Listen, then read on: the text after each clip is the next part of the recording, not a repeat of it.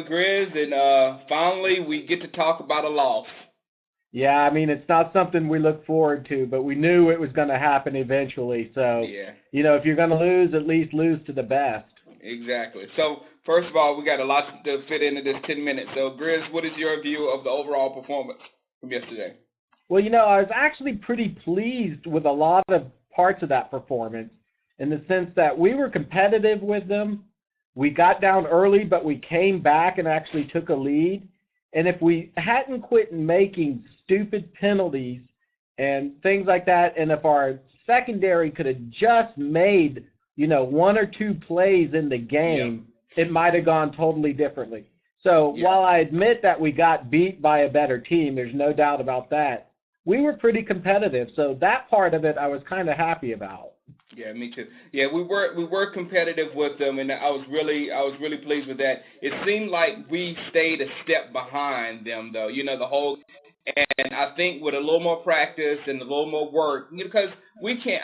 I don't think we can expect to get to the level where the Patriots are when they've been doing this year after year after year, and then they've upgraded their team significantly in the off season. So to play the way we did with these guys was really good, and I am proud of it. Now, the first thing we want to talk about is something we've been harping on since day one, and we're going to probably get into it with the DC Fanatic show, right after this one, is our slow starts. What do you Oh, think the yeah. problem is, man? I mean, that's been a big issue with me for a while. At first, people were kind of writing me off saying, why do you keep talking about this? We're winning games and we're closing people out. Well, this is kind of the reason I talk about it. I mean, we really had to fight just to get back into this game. And then when you put yourself that far behind and you come all the way back and then one thing goes wrong or against you, it can really just take all that momentum away that you spent fighting back. You Yeah. deflate quickly. So we got to get going faster. Part of it is, I think, Wade says he's not going to do it. He said it in today's press conference, but starting Barber would probably be the smart way to go. And, in truth, Tony Romo has to sharpen up his performances at the start of game. He tends to be a little high with his passes, inaccurate. I mean, you saw Tom Brady at the start. Every time they needed to play on third down, who made that Bam. play? Tom Brady. Bam. Tony Romo needs to get to that level. It's asking a lot of him early in his career, but it's what we need. So those two things combined got to start happening, or these slow starts are going to continue to be a problem. Yeah, I mean, people need to realize this slow start because this slow start against a good team, and which will happen in January when we're in the playoffs. You get down 14-0, your Yeah. whole playbook changes.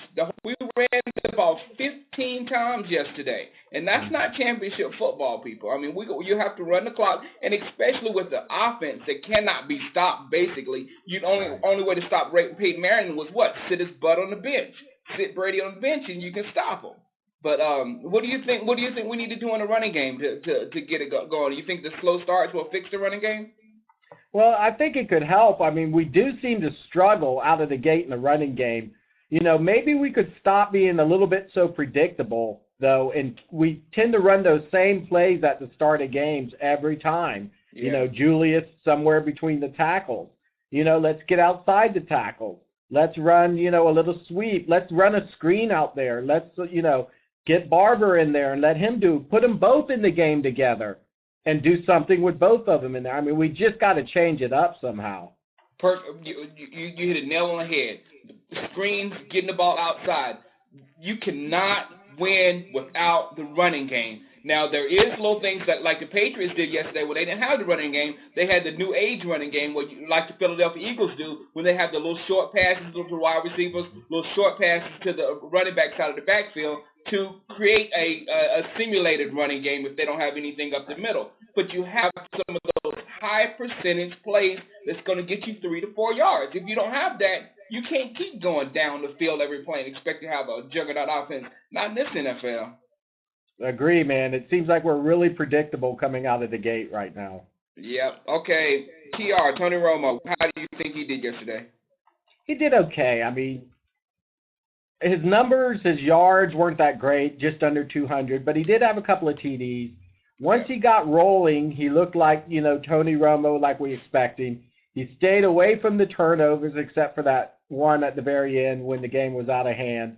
So that one doesn't bother me that much. But, like I said, when you look at Tony Romo and you think, yeah, he did pretty good and everything, but when you look at Brady and the way Brady just can continually make the plays necessary to keep drives going, Romo's got to get a little bit of that. We seem to be a little bit of a strike big offense, but sometimes, we get into these ruts where we're going 3 and out, especially like we did at the beginning of the game. I'd like to see a little bit more consistency from Romo, but at the same token, he's not the problem at all with what happened. It was those penalties and the third down defense that really killed us. Yeah, exactly. I didn't have this on a thing, but yeah, I'm glad you brought that up, the penalties. I know there was a lot of questionable calls out there. It frustrated me during the game or whatever. But we have to play a more disciplined brand of football.